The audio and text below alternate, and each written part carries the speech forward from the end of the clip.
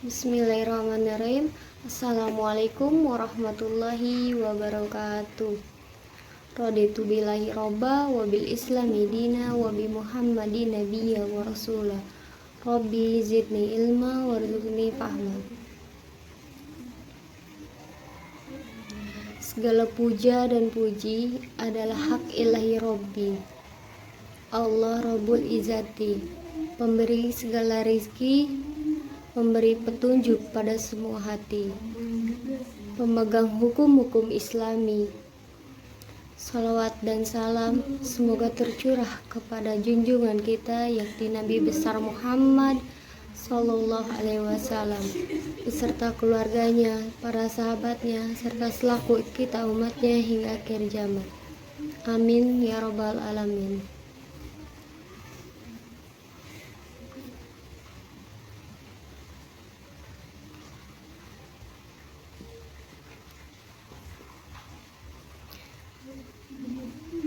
Dengan kerendahan hati, saya, Lena Utari, memperkenalkan diri. Prodi Pendidikan Bahasa dan Sastra Indonesia. Pada kesempatan ini, saya akan menyampaikan sebuah pidato dengan judul Jadilah Pemimpin, Bukan Penguasa. Hadirin yang saya hormati, semua manusia, termasuk kita semua, selalu berharap untuk hidup aman dan damai. Keamanan dan kedamaian yang didambakan oleh kita semua hanya bisa didapat apabila ada seorang sosok yang mampu membimbing, mengatur, mengarahkan, dan memberi contoh yang baik bagi kita semua. Orang yang dipimpinnya. Oleh karena itu, dalam suatu kelompok manusia harus ada seseorang yang ditunjuk untuk menjadi pemimpin. Bisa kita bayangkan apabila dalam kehidupan manusia tidak ada pemimpin yang mengatur, mengarahkan, dan membimbing manusia, dapat dipastikan kehidupan manusia akan kacau, tidak teratur, dan masing-masing akan melakukan segala sesuatu menurut keinginannya. Hadirin yang saya hormati, Nabi Muhammad SAW bersabda dalam sebuah hadis, setiap dari kalian adalah pemimpin dan akan ditanya tentang kepemimpinannya. Hadis ini memberi pelajaran kepada kita semua bahwa setiap orang adalah pemimpin bagi dirinya. Apabila dia ditunjuk menjadi presiden, maka ia menjadi pemimpin bagi warga negaranya dan dirinya sendiri. Bila dia ditunjuk menjadi seorang RT, maka dia menjadi pemimpin bagi masyarakat dan dirinya. Kalaupun dia tidak ditunjuk menjadi pemimpin, dia tetap menjadi pemimpin bagi dirinya sendiri, agar dirinya bisa hidup secara teratur, merasa aman, damai, dan selamat. Hadirin yang saya hormati, seorang yang menjadi pemimpin harus mampu memberi contoh yang baik, memberi rasa aman, dapat dipercaya, dan dapat menjadikan orang-orang yang dipimpinnya menjadi orang-orang yang baik. Seperti dicontohkan oleh Nabi Muhammad SAW, beliau hidup pada masa zaman jahiliyah yang masyarakatnya pada masa itu hidup tanpa aturan dan memiliki akhlak yang tidak terpuji. Namun, dengan gaya kepemimpinan beliau yang sempurna dengan 4 sifat mulia yang dimilikinya, yaitu sifat sidik, amanah, tabligh, dan fatonah. Hadirin yang saya hormati, mari kita uraikan satu persatu keempat sifat mulia tersebut. Yang pertama yaitu sidik. Sidik maknanya menjunjung tinggi kebenaran. Seorang pemimpin wajib menaati kebenaran sampai kapanpun dan dimanapun. Sifat ini ratusan tahun yang lalu telah dicontohkan oleh Rasulullah dan para sahabat. Lantas bagaimanakah melihat diri kita? Para pemimpin-pemimpin kita di Indonesia tercinta ini, sudahkah memiliki sifat sidik ini? Mengingat sidik itu artinya benar. Jadi seorang pemimpin pantang untuk berbuat dusta.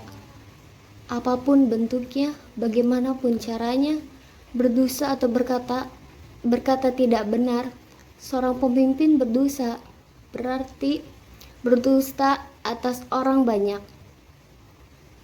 Jadi pemimpin berdosa itu dosanya lebih besar dibandingkan pendusta biasa. Hadirin, jika ada pemimpin yang korupsi, berarti dia sama dengan pendusta. Pantaskah seorang pemimpin berdosa? Seorang pemimpin harus berbuat dan berkata jujur apa adanya, tidak dibuat-buat atau direkayasa. Seorang pemimpin harus berkata benar, walaupun kadangkala banyak orang yang tidak suka.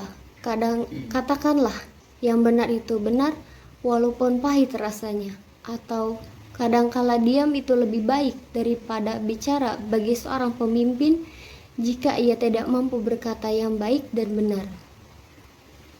Hendaknya seperti seorang pemimpin memperhatikan sabda Rasulullah SAW sebagai berikut. Sesungguhnya orang yang jujur dan membiasakan diri berlaku jujur, maka dicatat di sisi Allah sebagai orang yang sangat jujur. Sifat yang kedua yaitu amanah. Amanah artinya dapat dipercaya. Jadi, maknanya pemimpin yang memiliki sifat amanah, perkataan dan perbuatannya itu selalu dapat dipercaya.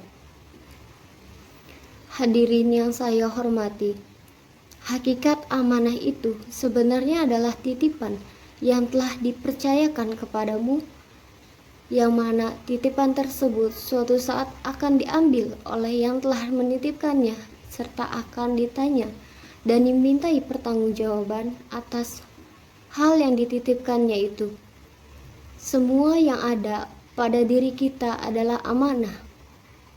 Mata kita, hidung kita, mulut kita, kaki kita, tubuh kita, semua adalah amanah.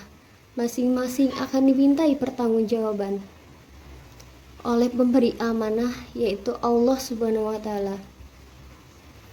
Demikian pula seorang pemimpin.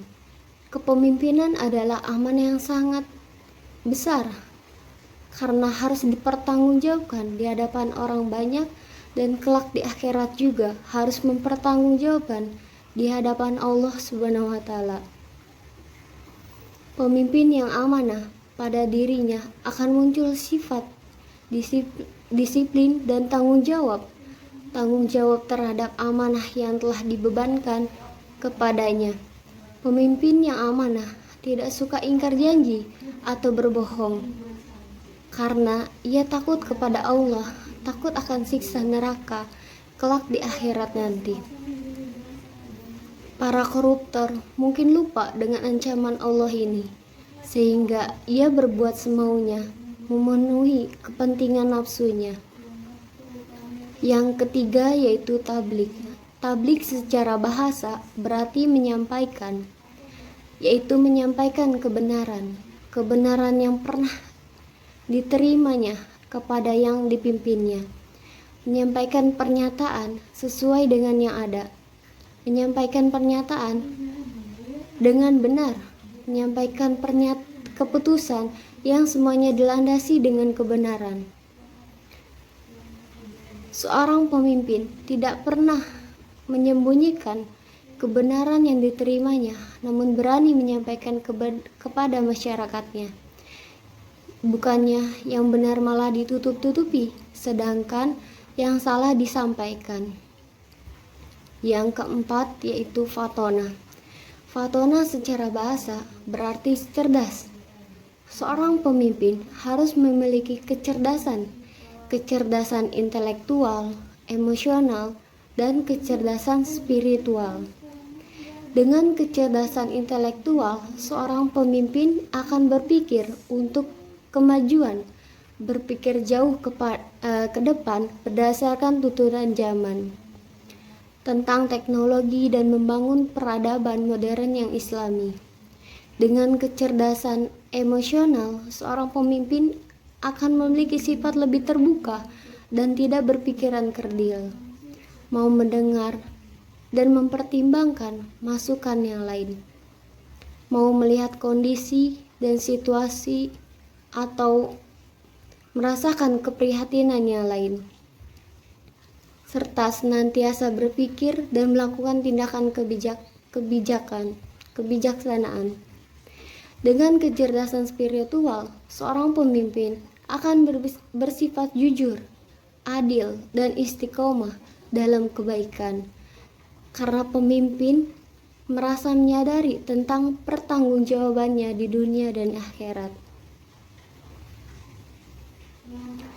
Hadirin yang saya hormati, dengan sifat-sifat tersebut, pemimpin tidak akan tersangkut kasus korupsi. Pemimpin tidak mempunyai sifat sombong. Pemimpin tidak dicela masyarakat karena keburukannya. Dengan sifat-sifat mulia tersebut akan menjelma menjadi pemimpin Qur'ani yang dipercaya, dihormati, dicintai, dan orang-orang akan bersyukur atas kepemimpinannya, yang keberadaannya akan selalu diharap-harapkan. Terus, dengan demikian, masyarakat Arab dahulu yang dipimpin Rasulullah SAW menjadi masyarakat yang sejahtera dan diberkahi oleh Allah Subhanahu wa taala. Sehingga agama Islam dapat diterima di seluruh dunia hingga sampai kepada kita hingga saat ini. Hadirin yang saya hormati, pada masa kini ternyata sangat sulit mencari pemimpin yang baik, seperti kepemimpinan Rasulullah SAW. Di televisi, koran, dan media massa banyak diberitakan banyak para pemimpin di negeri kita ditangkap KPK dan masuk penjara akibat perbuatannya yang tidak amanah. Mereka melakukan korupsi untuk memperkaya diri sendiri dan keluarganya. Mereka bersekongkol untuk mencuri uang negara. Mereka bersaing dengan tidak jujur, berebut kursi dengan saling sikut, dan berlomba saling suap. Siapa yang banyak uang, maka merekalah yang menang. Nauzubillahi min zalik. Mereka bukanlah pemimpin yang baik. Mereka adalah penguasa yang ingin menguasai dunia dengan tidak layak. Mereka tidak ingin memimpin dan membimbing masyarakat, tetapi mereka ingin menguasai dan memperbudak masyarakat untuk mencari keuntungan sendiri. Hadirin yang saya hormati, seperti disebut di awal, bahwa setiap kepemimpinan akan dimintai pertanggungjawaban di hadapan Allah Subhanahu wa taala nanti di akhirat. Oleh karena itu, wajib hukumnya bagi orang yang telah ditunjuk menjadi pemimpin untuk menjadi pemimpin yang selalu takut kepada Allah Subhanahu wa taala, pemimpin yang beriman dan bertakwa kepada Allah Subhanahu wa taala. Dan tugas kita sebagai bagian dari warga negara dan masyarakat harus belajar memilih. Pilihlah pemimpin yang memiliki akhlak mulia, bukan memilih pemimpin yang telah memberi kita uang dan rayuan janji-janji gombal. Pilihlah pemimpin berhati jujur, pasti negara akan subur dan makmur. Jika pemimpin tidaklah jujur, suatu saat negara akan hancur. Memilih pemimpin yang bersifat zalim membuat rakyat akan jatuh miskin. Bila pemimpin berhati bandit, kemana-mana mengejar duit.